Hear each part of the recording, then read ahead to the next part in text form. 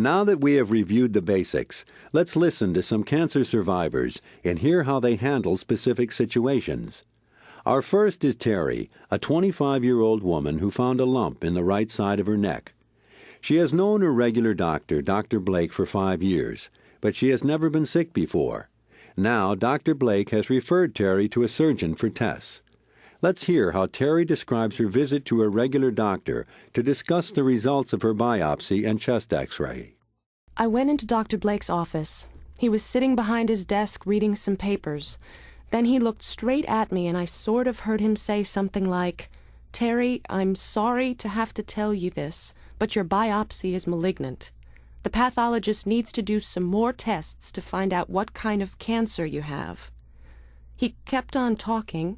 I saw his lips moving, but I couldn't hear what he was saying. All I could do was stare at him, thinking, there must be some mistake. I feel fine. I can't have cancer. If Dr. Blake had been looking carefully at Teri's face and gesture, her body language, he would have realized that she was having a hard time understanding what he was saying. Often, in that emotional first meeting with the doctor, a newly diagnosed cancer survivor will not remember much of what the doctor said. I learned that I need to be more assertive and use I messages. I really needed to understand what was going on. I should have asked Dr. Blake to slow down. And if I had thought of it, I should have written down what he was saying.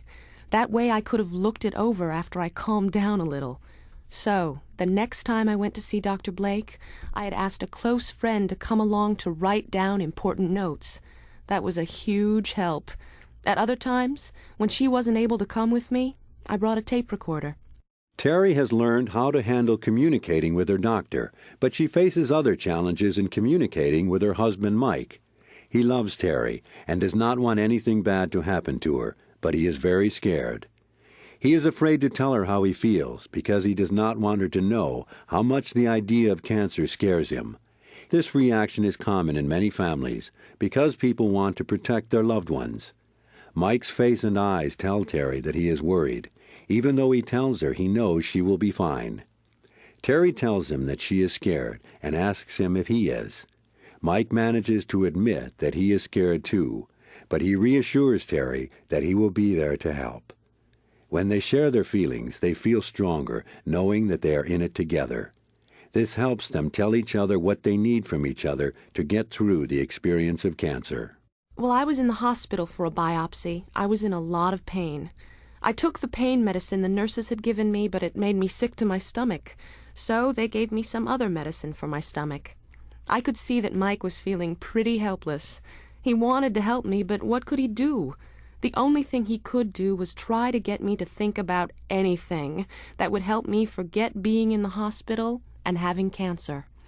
A little later, I got bad cramps. I was all curled up on the hospital bed, so Mike asked me if I wanted him to curl up with me and hold me tight, the way he does at home. He is so sweet. He really wants to help me.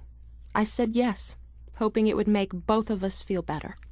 People who have been sexually intimate before cancer need to take time to talk about their many different feelings after cancer has come into their relationship. One partner may be afraid of hurting the other physically during sexual activity. A person with cancer may worry about not being physically attractive to his or her partner after having cancer. Talking about feelings is not an easy thing for everyone to do. Social workers, nurses, psychologists, and clergy are some people who can help you deal with these feelings. If the first person you ask for help is not able to give you the help you need, ask them to refer you to someone else. Support groups are sometimes a good place to talk about these feelings. Why not try a simple exercise now, if it's convenient for you? Take some paper and a pencil and write down all the things you would like to know about your cancer. Try not to think about it first. Just write your thoughts down as they come into your head. Keep in mind that any question that comes up is a good question. When you have finished writing down your questions, look them over. Are there any that you have never asked? Next to these questions, write down the name of someone who you think may be able to help you get the answer.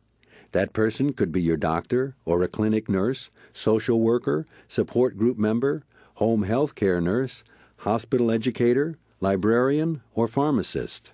Another resource to help you better communicate with your healthcare team is the NCCS booklet on teamwork.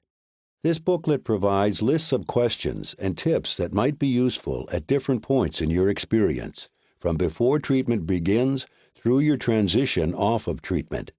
This free booklet is available online at www.canceradvocacy.org, or you can order a copy by calling 888-650-9127.